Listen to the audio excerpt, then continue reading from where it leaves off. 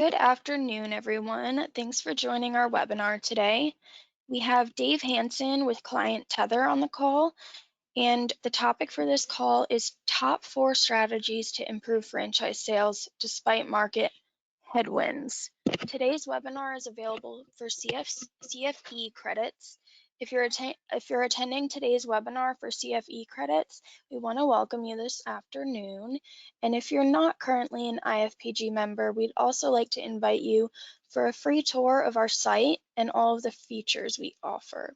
So we routinely offer our members ongoing education sessions just like this one, and you can contact our member director, Hira, for more information.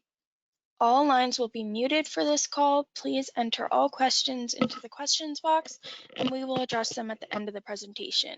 If you need anything during the call, please send me a chat using the chat box. And with that being said, I'm going to pass it to you, Dave. Hey, well, thanks a lot for having us. Sure, appreciate it. And guys, I'm excited to share some insights with you. And just before we jump in, there are a lot. We've all been through this before, right? There are some clear indications. There are some headwinds in the market. Lead volume's down a little bit, but we all needed to kind of decide how are we going to approach the market as things change a little bit. There's always option A, right? We all have the option of let's board up the house, let's close up shop, let's get really conservative, let's kind of wait it out. But we found that, and if you didn't notice this during COVID, that wasn't a great solution. It didn't really create success. Brands that did this really struggled. Consultants that did this had a hard time getting back on track with their deal flow. So what we want to talk about today are what are some potentially better approaches to getting into the market.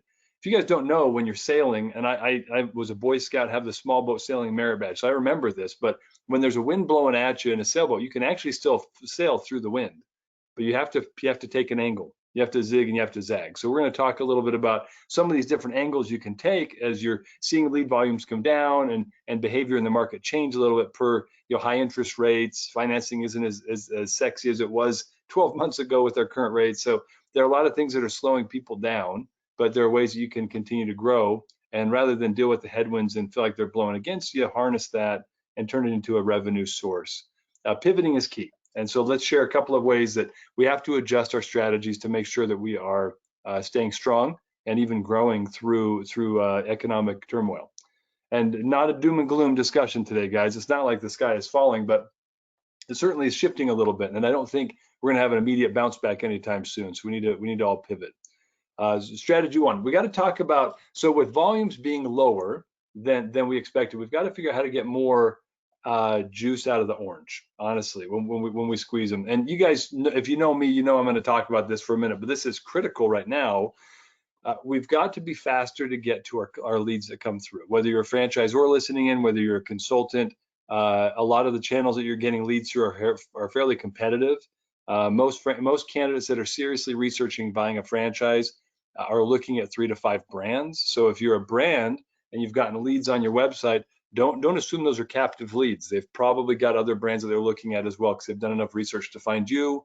Give them the credit that they deserve. They've probably found a few other brands they like too. As much as 50+% of the predictor of what predicts who's going to win a deal is who has a meaningful engagement first in that engagement process. First, meaning don't be last. What is that from Ricky Bobby? If you ain't first, you're last. And that's kind of how it works in FranDev, especially on the consumer broker side. The next phase of I just want you to understand, most people know this, but if you haven't seen this yet, there's a cliff, right? If a lead comes in, they want, and it's gotten worse a little bit because we have an immediacy complex where we all expect to be contacted. If I fill out a form, I want someone to get to me right now. I don't want it in 5 minutes, I want it now. So that's gotten a little bit worse. And as the generations shift, we've got Gen Zers, millennials that are becoming key targets and buyers in some brands. Well, their patience is a lot less than the older generations. Your Gen Xers, your folks beyond that, they're a little more patient. If you get back to them in 10 minutes, that's fine. But if you get back to somebody 10 minutes later who's a younger person, they've already had 2 conversations prior to you reaching out to them. So just remember this curve sloping steeply down into the right, the longer you wait to reach somebody, if you reach out 10 minutes after the lead comes in instead of within the first 5 minutes, it's a 10x reduction in the likelihood of you having a conversation. If you wait over 30 minutes, I mean, it's infinitesimally small. It's just tiny. Your likelihood to call and get on a meaningful conversation with them. So I'm going to keep cruising along. You guys have probably seen this data, but I just want to make sure we reiterate that. We also need to make sure that we're diversifying how we reach out to people. If you haven't started figuring out a way to streamline and automate texting, you're way behind the curve. But there needs to be some synergy, right? So it's not just about sending out a text message when you get a chance, but it's about leveraging and harnessing the power of an email and a text and a call sequence. I can tell you this, and I forget the exact number, but if you send an email that's important and you send a follow-up text within a minute or two, the open rate on that email goes up just like by 3 or 4x. It's a huge increase. If you send out a text message before you make a phone call to a new candidate, your answer rate, if you give it a 2-minute gap between the text and the call, your answer rate goes up 40%. So make sure that you're leveraging not just all the different channels, but use them together cohesively. They can increase your productivity by a long shot. There are ideal sequences, an immediate email with a video message. You got to be using video, guys, constantly. If you're not using video in your emails, then your engagement rates are probably a third of what they could be on your emails. So again, the key things that some of these things don't even cost you anything. You just need to adjust strategy to get more engagement out of the smaller number of leads that you're dealing with. You can still end up with the same results or even grow if you put the right processes and tools in place.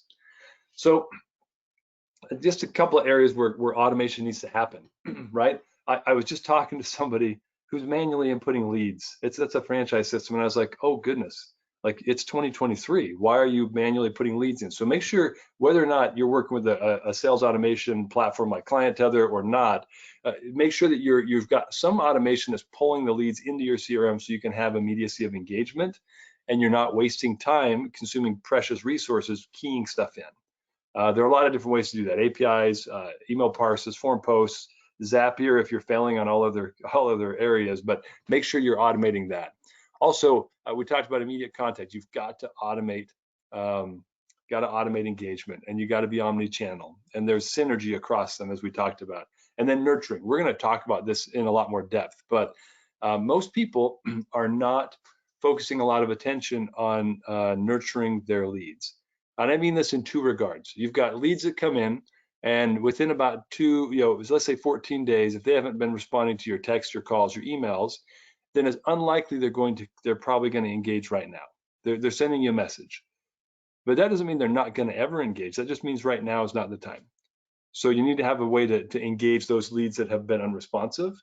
But then there's another category. Some of you are sitting on, especially if you're brands on this call, some of you have tens of thousands of contacts. Tens of thousands, and the average, it's between like 1% and 3% of all the addressable market is ready to buy at any given time, depending upon the service. So if you have, let's say 3% of that 10,000 leads, you have potentially hundreds of contacts that are ready to buy right now.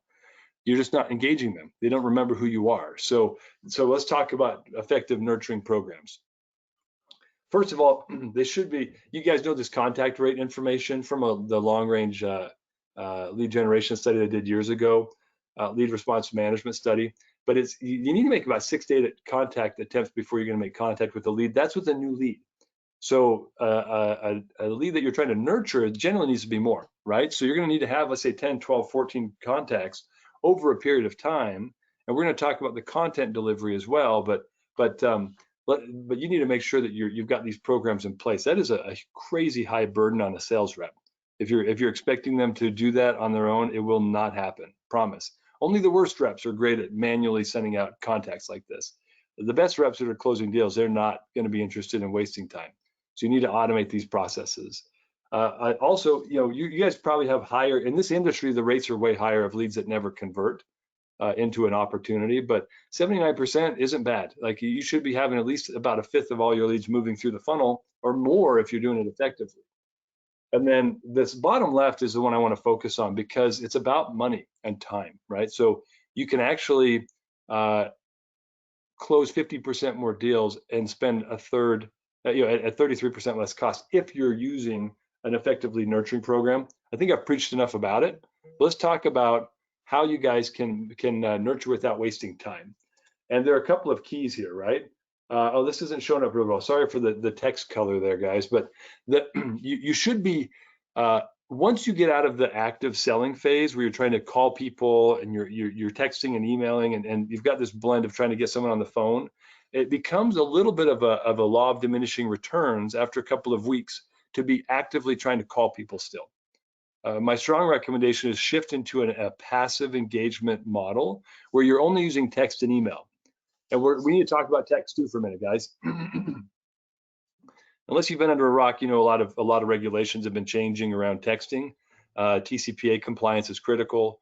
You need to make sure that as we talk about nurturing and re-engaging leads, that nobody's got this idea that I should go back to all my leads for the past 10 years and start texting all of them today. That's what Dave said. Because I'm not saying that. There's kind of this window of time that's considered like a business relationship. That is about 2 years. Anybody who you haven't had any meaningful engagement with for the last 2 years or isn't a client of yours, you can't really text them. You start to get into the gray area that's a little risky. They have to have also opted in. So if you have a bunch of leads that you bought off of a list, you're not allowed to text them. I just want to make that crystal clear, guys. I talk to people all day long, and they have some crazy ideas of what's permissible and what's not, what they think they can get away with. It's a big fat fine. I think it's like $1,500 per violation. If people haven't opted in and you text them and they make a stink about it, they raise a suit. That can be pretty expensive. So make sure that you have opt-in compliance. We're not talking about that today, but if you have questions, I'm happy to give you some thoughts on that. But you need to be using what I call passive engagement measures when you're doing nurturing programs. That is email and text, right? So you can have those things going out automatically. If you're using a system like Client Tether or something else with a plugin, you can get that to work typically. But you need to be using these measures to engage. And it needs to be value-adding content. Again, sorry for the text, the font, the color's not looking clear here, but you have to have content that's engaging so that when you're talking to your clients or you're sending them these passive nurturing touches, they actually care. What you can't do here, guys, is you don't want to ask something like just if you use the words just following up, like it makes me want to puke. It's like the worst sales copy ever. Never say that. Always say, hey, I was thinking of you today, or hey, here's some content I thought you might enjoy. Here's a testimonial video from one of our franchisees. The content needs to be written from the perspective of the consumer. The best person for them to hear from is their peer. So I just did a podcast with Jack Johnson about, or Jack Monson, sorry, not the music artist, but Jack Monson, the franchising rock star, about this, about storytelling, and it's about the perspective of the consumer. So as you're writing content, stop talking about yourself and talk about them. Talk about their time, what they're hoping to do, their goals. These sorts of things help people to engage with your content. Share videos, share success stories, share testimonials from if you're doing Fran Dev, then most of your content should be written from the perspective of your franchise owners, because that's the peer to the person that's trying to buy. And if you're a Fran Dev guy, if you're a consultant, again, write the content from the perspective of the person that is trying to buy, not from your perspective. They love that you have a boat. They love that you've been successful and that you're rich and that the franchising got you there. But that's not why they want to hear from you. They want to hear, what was your experience as a franchise owner? What are your clients who you've worked with saying about their experience buying a franchise? You guys get the point. I put a note on the bottom. You want to use video. I'm going to preach on that all day long. But you also want to share good curated content. And if you're not familiar with that term, then you want to make sure that you're using content that has been you find and that is not something you authored on your own, but from a reliable source. Be careful, because sometimes you might be pointing people to your competitors' websites when you curate content. Don't do that. But you're smart people. I'm not trying to insult your intelligence, but some of the best content out there might be on one of your opposing brands' websites. So just make sure it's not, and it's not content that points to them.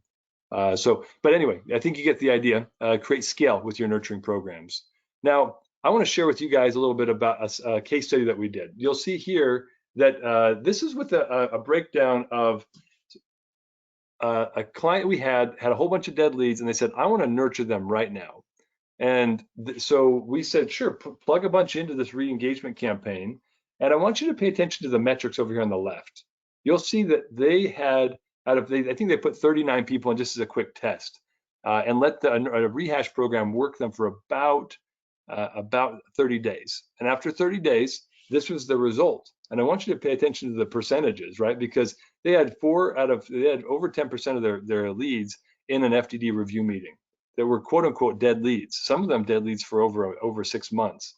They'd sent FDDs to 8% of them. They had closed a deal by then. That close rate is higher than the industry average for net new leads by a factor of 2, right? And it's a small sample set, right? But we do this a lot. So this isn't an abnormal result. But I show this to you because I want you guys to notice that they are not using a high quality lead here. It's a dead lead, and they're having incredible results because of their automation, because of their engagement sequence. And they were thrilled, and they did it again and again. So I also want to point out a couple of other things about the way that we nurture. We need to make sure that we're not. Oh man, the text font changed. Sorry guys, I had a couple last minute changes to the slides and it messed this up. So you can't really read this, but I'll share with you a little bit. You want to nurture at every single step in your process. So ignore the text and I'll just share.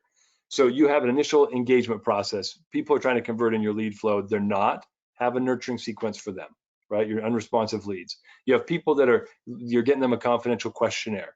They haven't done it yet. Have a nurturing sequence for them. Explain why it's important. Share some success stories of candidates and why you found such a good match because of that. Nurture them at the stage that they're at and have 3 to 5 touches every single time. You've sent them an FDD to review. Hopefully you review the key highlights with them first in an FDD review meeting, then you hand it off to them so they can run with it. But unless you want to scare them away, if you've got high volumes, low quality leads, sometimes it's a good tool to scare people off by just dropping an FDD on their lap. But you want to have nurturing sequences to educate them about the different sections. Send them a text, hey, FYI, make sure you're looking at the item 19. Or how about you just remind them to sign the item 23? Hopefully you're automating that too. But that's the whole point of this concept of nurturing. Isn't just something you do with dead leads or unresponsive leads. You should be nurturing every contact at every step of the process so you close the holes in your bucket. And we'll talk about that more in a minute. Also, this could be in the next section, but I left it here because it's part of nurturing. You should be building and systematizing a referral process. Some of you guys do this already. You're asking your client, you're not your clients, but your franchise owners for a referral within their. You want to ask them when they're happy, right? There's that curve where every franchise owner is thrilled until about 30, 60 days in. Then it hits the fan and they're like, wait a minute, this is a dumb decision, right? That remorse period. You guys have all seen that back and forth, kind of that sine wave of the candidate happiness curve, or not the candidate, but the franchise owner curve. That's okay. That's pretty normal in most brands. But so you want to make sure you're asking at the right time. That's why you systematize. If you ask everyone for a referral, when your franchise owners, when they're in that unhappy phase, you're wasting your time. But if you ask them in the first 30 days, most of them will be like, yes, I want my cousin Vinny. He should be doing this. And that's you need to get the timing right and the messaging right. But the point here is some candidates, so 5% of your customers, they'll give you 11 or more referrals, right? Franchise brokers, pay attention to this. If you're not asking, you should be asking regularly, because some people, 61% of your customers will make a referral. They'll give you a referral. Might not be today, but it'll be down the road when they're having a great experience. They can say, oh, by the way, yeah, you should talk to my guy, Scotty Milas. He's the best, right? Chris Valdez, he was awesome, right? So you're going to start having these people refer you if you ask, but you got to ask, and you got to ask more than once. So automate it. Make it part of a nurturing campaign for a customer that you've closed that's bought a franchise. And you guys, there are a whole bunch of other data points on here. The funny thing is, in the left, most people try to use, these are the methods people are using to try to generate referrals. You'll notice it's very different than the data in that box on the right. So they're using social media, email, lead forms, verbal, blah, blah, blah. The most likely way for people to get referrals, the most successful methods are actually verbal, lead forms, email. It's like almost inverted. Social media is a very low. I think that number's probably coming up. This data is about 3 years old, I think, but it's not as high of a successful percentage as you think. So do that directly. Do direct referral programs. That's the best way to do it. All right, guys. So now let's shift to strategy 3. Strategy 2 was how do we how do we get more out of the orange, right? But let's talk about the next strategy, which is how do we leverage channels? And what I mean by channels, there are like social media channels. There are all sorts of different ways that we can gather new leads and get people in the door and have conversations. But it's not just about social. We're going to talk about several. So let's talk about ways that you can get more creative now, and with sometimes not even spending any more money, engage more candidates and drive more franchise deals. The first thing I want to talk about, it's a common concept, but I find it's kind of absent in this industry where people aren't thinking about ideal client profiles, ideal candidate profiles in the same way that I would. I've done a lot of consulting in sales and marketing. So let's talk about sales strategy for just a second, 101 stuff that a lot of people miss. Who is the best candidate to buy your brand? Or franchise consultants, who is the best candidate for the brands that you're representing right now? And figure it out. And I'm not just talking about, most of you think in terms of demographics. We've always got, about this old, this type of education, this type of work experience, this type of, net income, or not net income, but net worth. You guys get the idea, right? These dollars and cents figures we tack onto people. That's not actually it. That's part of it, right? That's like a pre-screening. But you also need to understand what kind of type of personality are they. If I'm trying to promote a brand to them where they're going to have to be doing sales, and really the largest predictor of who the most successful person is in that brand is who's able to get in front of customers and close the most deals. And I'm working with Frank the accountant, who hasn't left his desk in 33 years, and he has a pocket protector. And I love accountants, guys, don't get me wrong, but like, you've got to understand the psychographics of the people that you're working with as well, and who is a true fit. And also, now that you understand that, where do I find that person? Whether you hunt or not, I'm not a big hunter, but I like to fish. I grew up in the Midwest, and we fished for bass. And you fish for bass very differently than you fish for trout. Well, I happen to live in Utah now. I'm in the Rocky Mountains, so we have a lot of trout here. It took me a while to figure out how to catch trout because I didn't know where they were. I know where to find bass. Find the running water, find some brush near running water, you're going to find bass. Like find the inlets, outlets of the body of water, you're going to find bass. Trout are a little different. So you've got to understand the species or the ideal client profile. You got to understand where to find them, and also what's attracting them. So the bait or whatever you need to continue that hunting metaphor, the fishing metaphor. But we're going to move on from metaphors, and let's just talk about now. If you understand or truly understand your ideal client or candidate, then what are some channels in which you should engage them? That's what we need to talk about today. There are so many channels. You're seeing all the interesting information now about threads, like, oh my gosh, Facebook threads, we've got to be on them. Anybody remember Vine? I know you can't respond because you're all muted, but you guys remember Vine? How everyone's like, you got to be on Vine. And then Vine got gobbled up and disappeared. And then Clubhouse came about. That was like last year and a half ago. And everyone's like, oh my gosh, get on Clubhouse. Well, it still exists, but is Clubhouse like the channel where everyone wants to engage now? No. Is Threads, is it a one-hit wonder? I don't know, but they just declined like 50% engagement like over the last like 48 hours. So so understand the different channels where people are. And I'm not telling you not to get on these platforms. I'm saying like you also have limited bandwidth. So figuring out like where are my people is critical. For example, are they on Twitter? Okay, if they're on Twitter, how do they engage on Twitter? Don't just be on the platform, but learn how your people are engaging in the platform and then meet them where they are, right? TikTok. We're going to talk about all these platforms separately. Google Plus. I grabbed this image and I thought it was funny. I should have put MySpace on here too, right? But some of these platforms are obsolete now, and they're not really a place where anyone wants to be. No pun intended. But with the middle icon on the bottom row. But let's talk about some of these that are really critical today. I was talking to an expert about this, and he said, you really need to try to be everywhere, but that's not possible, right? So you need to be, I would argue, you need to actually be everywhere that your ideal candidates are engaging. Okay, so let's talk about TikTok for a minute. I know a lot of people that hate this platform. They're like, oh, there's no way. It's just kids. I was that way for a while until I talked to a guy it was a client conference. We were downstairs and Belfour Group was upstairs. It was kind of fun bumping into everybody and at random in a Florida convention center. But he said, look, man, like you don't understand TikTok. He's like, this is why it's so powerful. And he showed me a video of a guy, like he's just putting vinyl siding up. It is a time lapse video. And I was like, okay, that's cool. He's like, do you know how many people watch that video in the first like hour? I was like, I don't know. I have no idea. He was like, it's like 80,000 people. And by the time he showed it to me, there were hundreds of thousands of views of this video.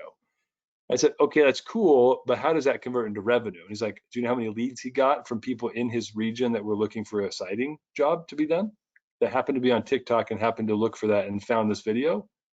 And I had no idea. And it was like 12 people. He got like 12 leads, free leads from putting content out there that was relevant to his audience and that they could engage with. So TikTok, you want to keep it short. If you can, keep it fun. This is not like a suit and tie platform. I guess you're trying to attract CPAs that are on TikTok or attorneys or something, then do it. But remember, it's all about your audience that you're trying to engage, not about your brand.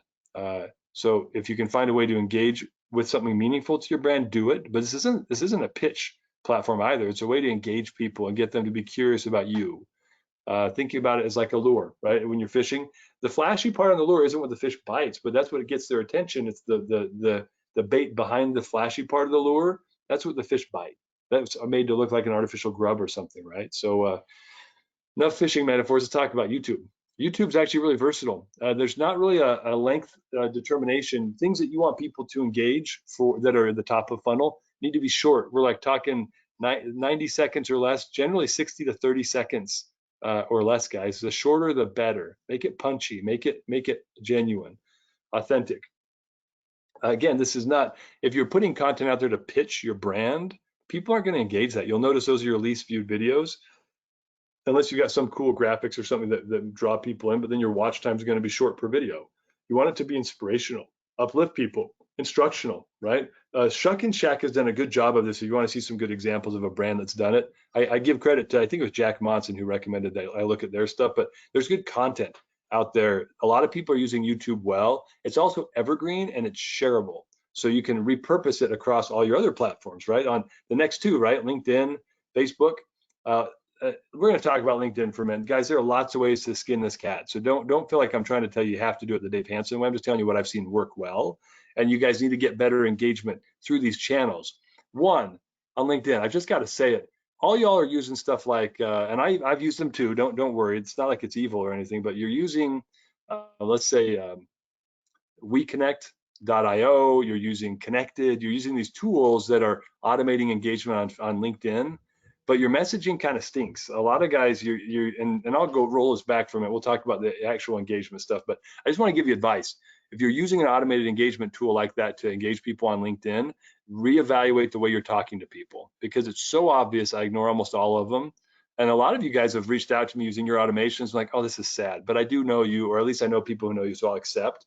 You want to engage people in a meaningful way. Provide value up front. Don't use chintzy things like, hey, I noticed that we're both in franchising, let's connect. Like, that's lame. So you want to use something way better than that if you're going to be engaging with people using automation. So, but that's not the purpose of this discussion. Let's talk about how to use LinkedIn to share content and engage as a channel. One, your page, if you're a brand or if you're a broker and you should have a page for your business. Your page needs to be good. So update your content, get video on there, link to a landing page from there.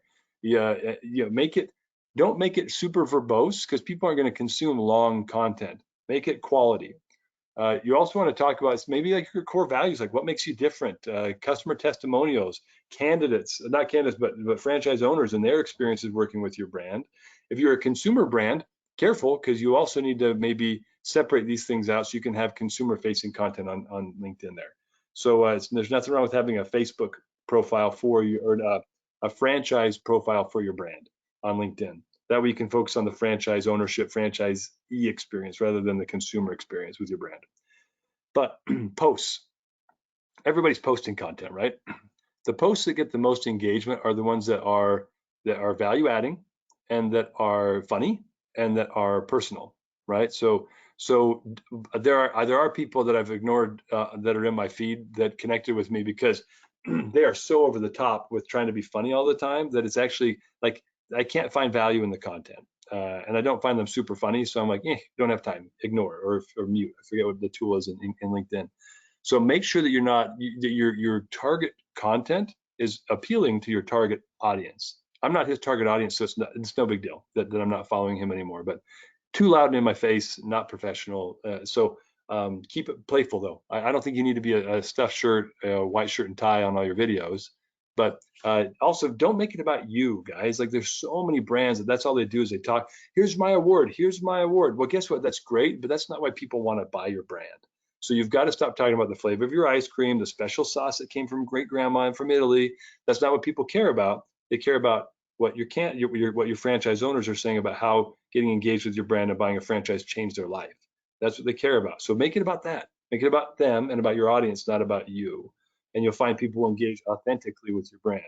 And then your profile, if you're the face of the company and you're engaging with people, make sure that you've got a good looking picture on there. It doesn't, mine's not like hyper professional, right? Like I'm in a suit and I'm playing with a megaphone, or I've got a football, right? Like mine are always kind of goofy, but you don't want to look like you just woke up on Saturday morning and took a picture. I see some of that out there. I'm like, oof, that's embarrassing because you represent the company not well. You also want your profile to have the right information in it. The header line is not your title. Make that about the value you provide to people, not about you and your role, if that makes sense. And update it every time you update your profile meaningfully. Every one of your connections gets an update. So that's another good way to use updates. Facebook, guys, again, company page. You put success stories on there. Speak to your audience here. You can talk about philanthropy. Share fun stories that show the culture of the company. You can do this on LinkedIn too, but Facebook's a better place for like the fun, flippant stuff that's actually really important for people to see. So I'll move on because it's similar to LinkedIn in a lot of ways, but value, value, value. Make sure everything you share shows value. And let's shift gears. For brands, if you are not leveraging, some of these are free sites where you can get great content out in the public eye. Make sure you're using them. Entrepreneur Magazine, the FBR, Franchise Times. You guys know what that is on this call, right? 1851. All of the lead portals, the lead sites. A lot of these places you can get free listings. Use them all because some of these have really high domain authority. Some don't, but if you have backlinks from high domain authority pages pushing to your own domain, that actually increases your SEO value to Google. So you'll get more people flowing to your website. So anyway, leverage these things. Most of them are free and get your listings out there for your brand. And franchise brokers, you know what to do with these guys. A lot of you use these, you buy their leads, but get yourself out there. Find your own listservs to listing sites to get your franchise brokerage business out there and leverage the power of some of those backlinks as well as the traffic they can create. Okay, a topic that's near and dear to my heart. About 3.5 years ago, I was on a couple of podcasts as a guest. People are like, hey, come talk to us about automating sales and how do I increase my revenue, blah, blah, blah, things that I know a lot about. And after they're done, they're like, Dave, you should have a podcast. And I said, nah, I don't have time. I don't want to be a host. That's scary. There's too much work to do. And so I didn't for a while. And then one day I just had this itch, and my nephew runs a podcast optimization company. We were talking over dinner. He's like, you should be a host. Like, you should talk to people. You've got the right idea. Go start a podcast. So I did. Well, one, there's no reason to be scared. If I can do it, you guys can do it. But the key is to be consistent. I learned this from Jack actually. And then I looked up the real data. 90% of podcasts never publish more than 3 episodes, guys. And if you have more than 21 episodes, you're in the top 1% of all podcasts out there. So it's actually not incredibly difficult to be successful at this, but it's a long game. But the reason why it's so important is not because you're going to become famous through podcasting. That's not it. I feel like everyone thinks that when they start, but that's not the purpose. If you create a channel where you're providing value that aligns with your ideal client's values and what they're looking for, guess what starts to happen? When you've got evergreen content out there that doesn't go away, 3 years, 5 years from now, people are going to be listening to these podcasts that I've recorded, guys, and they're going to be looking me up. They're going to be looking up our company. They're going to be looking up the company of the people that I have on the podcast who are experts in the topics. That's what you want. It's also highly shareable. It's also one of the fastest growing consumption industries for in the media is podcasting. More and more and more people are getting into it and listening to it and finding what they love and sharing podcasts with their friends. So it becomes a really good passive channel to also privatize a channel, right? You own this content. You can own what you say. You own the guests. So I love it because it also makes it so I don't have to worry about somebody else tainting my content. It's just me. Key tips if you're going to do it, make it a narrative. Have people tell stories, ask them questions, let them talk, and stop the chest beating. There are several podcasts out there that all it is like, hey, I'm awesome. Hey, you're awesome. I've had people tell me like, Dave, I'm so sick of some of the franchise podcasts because that's all it is. And that's the opposite of what we try to do with the advisory board podcast. But there are a lot. I mean, Scotty Milas has a podcast. A lot of you guys on this call have podcasts. Things that you can do to improve them are to make sure that the content's just genuine. Be vulnerable, share failures. People love failure stories and hearing how you overcame them. So, and then also, it's not expensive. Make sure you guys are not letting the cost of this get in the way, because you can even do it for free. There are tons of entrepreneurs that are engaging with this content. It's one of the biggest audiences out there is people looking for entrepreneurial advice, how to start a business, how to grow a business. Harness that and get involved in it.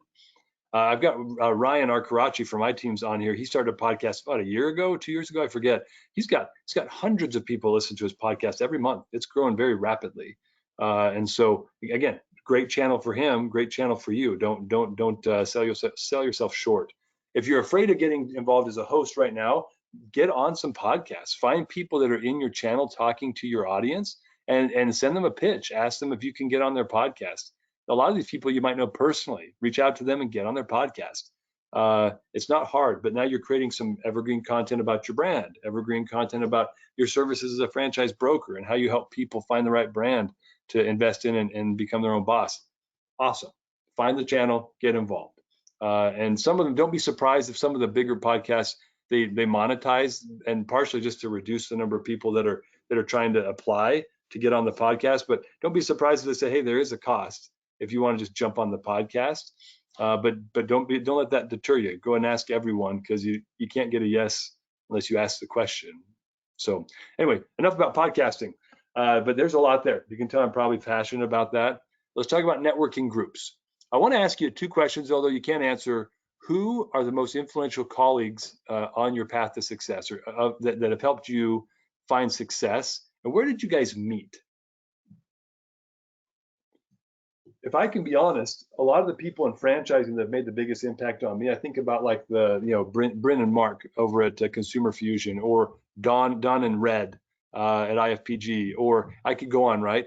Some of the most people have been influential and guided me or given me feedback or helped me out when I needed it. They're people that I have met at industry events. They're people that I've met in mastermind groups. They're people that I've met at roundtables. They're people that I've met at mixers, tailgates, other events, right? So let's talk about some of these things. One, when there are headwinds in the marketplace, guys, one of the things we have to do is get smarter, right? You have to evolve or die, and so you have to figure out how the market's shifting. One of the best ways to keep your finger on that pulse is to get a group of smart people around you that will collectively work on the problem together. A lot of you are in support groups, accountability groups. Make those more masterminds. Look up the concept of a mastermind by Napoleon Hill. I've run mastermind groups myself before for years. Very powerful way to get smart people in a room that can collaborate around a concept and really innovate around some of the issues that are happening in the marketplace. Roundtables. If you haven't participated in these, there are quite a few of them that are popping up. But like I know AC Inc., that was kind of what they did as a response to people needing help during COVID, and it's turned into a whole channel for them, which is awesome. I really respect that. But get involved, start roundtables, create your own private channel, guys, or participate in them, get to know people, learn. The mastermind group and roundtables, from my perspective, are really about learning, best practices, hearing how people are innovating and winning. It can shorten your cycle to success. The next 2, though, are about how do you meet people? How do you meet people that can be potential clients? If you're a consultant on this call, you want to find events where you can interact with your ideal clients, networking events, things like that. A lot of you specialize maybe military, get involved in your regional and local military groups, support groups, things like that. Get involved in some of the charity events that are amazing for our wounded veterans, things like that. And you'll meet people as you give that will create genuine connections that can help you find people that would be interested in your services. Franchisors, you guys know this already. You're going to mixers and the broker events and things like that. But this is a critical way for you to start to just stay ahead of the competition. Or make sure you're building the strong relationships with the brokers so they're referring your brand. They trust you more. They know that you'll take care of their candidates. These are the precious babies, right? They spent the money and coach them through, and there's an emotional attachment. So show them you'll take care of them, not just by buying them nice, a big bottle of wine at dinner, but the way you treat them and the way you interact with them is more important to them typically. So hopefully you're nodding your heads, brokers, on that one. But you need to know them so you can trust them. But look local, look regional, and also digital. There are all sorts of groups out there that align with your ideal candidates. I put the watering hole image back on here again because remember who your target is. And then that's where you need to spend your time. I was in a couple of great groups. They were networking groups, they were referral groups, and they were like BNI on crack for more senior executives in the region I live in here in Utah. It was awesome. They actually are franchising now. But I realized as I went for about a year and a half, I got a couple of good referrals. One of them led to a good deal for us and for me, but the relationships were awesome. Still good friends of mine to this day. But I stopped going about 2.5 years ago because I realized their influence and their network did not really apply to franchising. Most of them weren't connected to the industry at all, and that's where we spent all our time. So I stopped going because I was at the wrong watering hole for what I was trying to accomplish. So remember that even if you love the group, make it a fun golf group. Spend time with people you love, but make sure that you're not spending tons of time in a networking group that's not going to yield results for you. And also, guys, well, one more note on masterminds and roundtables. If you think you know everything you need to know to keep winning, you don't. When I popped into a couple of AC roundtables when we sponsored some of those, and guys like JT Thiessen are on there, right? Guys who know the industry as well as anybody in FranDev, and they were on there, and guess who wasn't talking? Him. He was listening most of the time. So be humble and recognize there are ways that you guys can go to these events and learn. And it's not all about contributing content. Sometimes it's about picking up what's going on and listening, and also contribute where it's valid. You've got a lot to share. Don't be quiet on those. All right, so strategy number 4. We promised you 4 strategies. This one is simple, so I'll be quick on this, but you've got to measure, analyze, and adapt and evolve constantly. And if you're not measuring first, how can you analyze and adapt? So you need to visualize your data, guys. I blurred this out because I didn't want to share client lists with you, but you have to be able to see what is happening with your pipeline. See where your data, where you're losing people. See where your leads are coming from. You have to be able to analyze this stuff, right? I cheated. I just took screenshots out of our platform, but you should be able to see this kind of stuff, like the hole in the bucket report. What from the new lead in to a deal closed? Where are you losing people? What is your attrition rate by a milestone in the sales process? Unfortunately, many of you have no access to data like this because it doesn't exist in most platforms. But you need to be able to see this kind of stuff, because right now I can look at this and say, I need to focus energy on my contact rate. I can get that up and impact my close rate at the end of the day. I know if I 1 out of 4 people that I contact that makes into that stage is going to close. So I need to get more people through that part of the funnel. And then let's look at from stakeholder call to proposal sent. I'm going to try to close that gap. And proposal sent to account created, that's a close rate. I want to get that above 63%. Let's get to 70. Now you can actively manage and engage in parts of your sales process because you know where you're losing people. Make sure you have this data. It's critical to your success. If you don't, I know a guy I can hook you up. So you also want to know, this is critical stuff, like which lead sources are converting at the highest rate. What's my overall close rate? 16% on all leads in, that's not bad. But I can also see where are leads coming from, and how am I engaging with those leads and converting them, right? So events I go to and referral partners and web inbound leads, right? You need to know, because you need to say, ugh, buyer's dev, that was actually a program we ran a while ago. It did not work. It was actually a waste of time and money, so we shut it off. Look how many closed, 0, right? So you get the idea. We're going to keep moving on, but you need to be measuring. And here's my favorite. If you guys don't know Kevin Harrington, the original shark on Shark Tank, he is a stud. But he's a stud because he's not afraid to fail. You've already probably read this, but his secret is iteration. You need to iterate faster. When times get harder, don't double down on the same darn play you've had.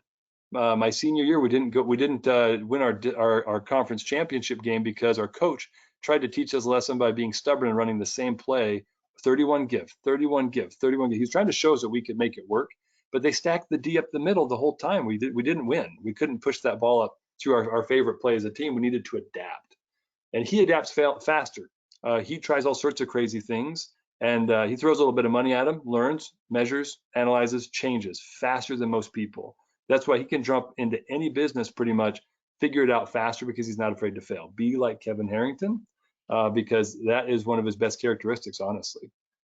Now, I want to share one last bonus strategy with you guys as we wrap up. Don't stop spending money. And I want to share why. So during COVID, I had a client from another industry. I did a little bit of consulting with him from the language industry, but he was like, hey, my entire business just shut down. The courts are shut down. He was a specialty translation company. This is very relevant to you guys, though, so I promise. And he said, what do I do? And I said, don't stop.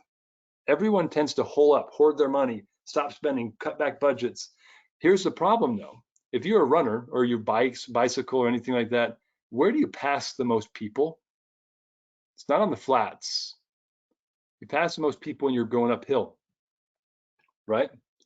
So remember that when the market gets a little harder, the incline of the hill gets steeper, headwinds are blowing, you need to maintain, I'm not saying spend more, I'm saying maintain what you're doing. So a lot of your competitors are going to start pulling back. They're going to start spending less on leads. They're going to start spending less on their digital marketing. They're going to start spending less on their branding and getting their content posted out in the marketplace. So what message does that send to the marketplace for people who are looking? Well, they're not getting found as much. For those who are looking, when they're headwinds, the people that are looking tend to be higher quality. So the higher quality leads are going to get a smaller percentage of the capture of the market share. You're going to gain shares if you guys continue to invest, continue to innovate, and you're going to pass people. Maintain your pace when you hit the hill, and you'll start passing people up. And I want to thank you guys for joining me for the webinar. And hopefully this has been helpful and insightful. If you guys want to learn more about how we can help you streamline your franchise sales, whether you're a consultant, whether you're a franchisor, reach out, let us know. We'll gladly help you. We just added Keith Levinson to the team. Some of you guys probably already know him. He's awesome. You guys have met Ryan, you know me. So we're happy to be resources to you and happy to do some Q&A as well if there are any questions we can answer. Well, awesome. Thank you guys for presenting your concept. And I'm not seeing any questions at the moment. However, if you have questions after the webinar, please feel free to reach out. And with that being said, again, thank you for joining this call, everyone. And thank you, Dave and Ryan. And if you have any closing comments, you can please feel free to share those now. Yeah, Ryan, anything you'd add to that? No, I think it was great. I also wanted to just point out that the podcast thing is huge. I think what people don't realize is a lot of business owners and entrepreneurs are really out there listening to podcasts. So it's just a great tool. And I've experienced it myself, just meeting new people, getting referrals just through the podcast. So just to reiterate what Dave said, it's an excellent way to generate business. So Awesome. Well, I hope everyone enjoys the rest of their day. Thank you so much. thank you.